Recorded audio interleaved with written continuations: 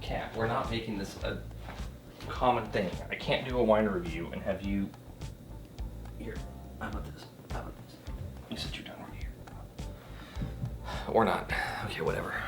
Hey everybody, this is Stuart with Wine on the Dime, continuing my Texas Wine Month theme for October. So today we are going to be reviewing the 2019 Esperanza Winery Tempranillo from the Texas High Plains. It is 12.69% alcohol by volume, and you can find more details about this wine and their other wines at their website in the video description. So let's take a look at this wine, shall we?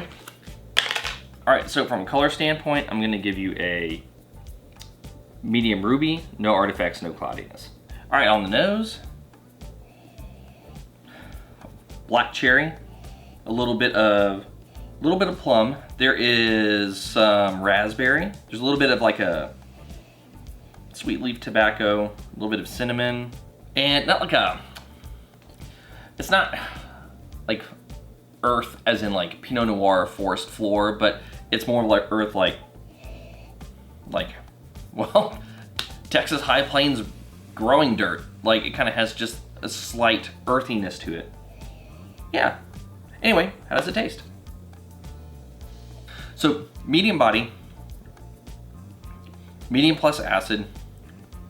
Let the finish keep going. The first thing I noticed was that black cherry really hits hard right on the approach, but going into the mid palate, that plum actually becomes the dominant flavor with all those other berry notes kind of acting as support. The earthiness is hardly there on the palate, even though it's actually reasonably concentrated on the nose. And the cinnamon doesn't actually show up really to play until you get into the finish. So it's kind of like slams you with the fruit, and then it kind of, the other elements kind of show up at the end of the party going into the finish. The finish is a medium finish. I would say this is a dry, maybe getting close to off-dry wine. Yeah, so it's really like a fruity take on Tempranillo. So with Tempranillo, especially with like the tertiary, like sort of that saddle leather type of effect coming into play, like having some of that, maybe some more of the development of that earth and the tobacco, but I'm not necessarily getting it on this.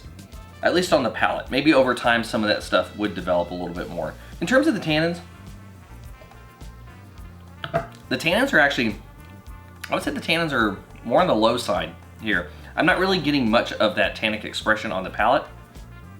And I don't know if that's just because they didn't spend a lot of time on the tannins going through the winemaking process.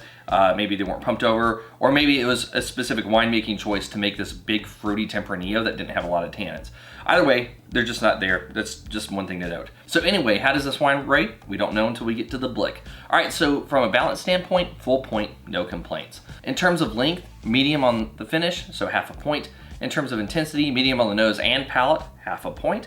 And in terms of complexity, I did get that range of primary notes. I got a touch of that secondary on the nose, very little of it expressed on the palate.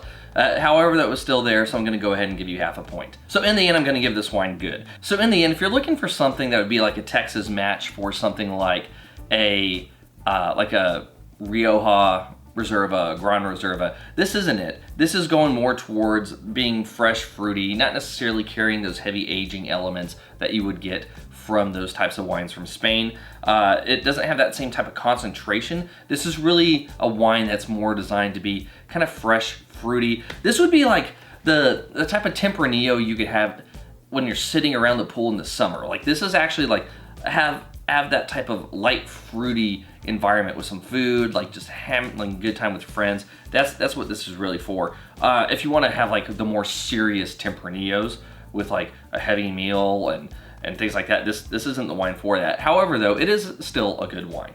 Anyway, this has been Stuart with Wine on the Dime. If you liked today's video, please like, subscribe, and comment.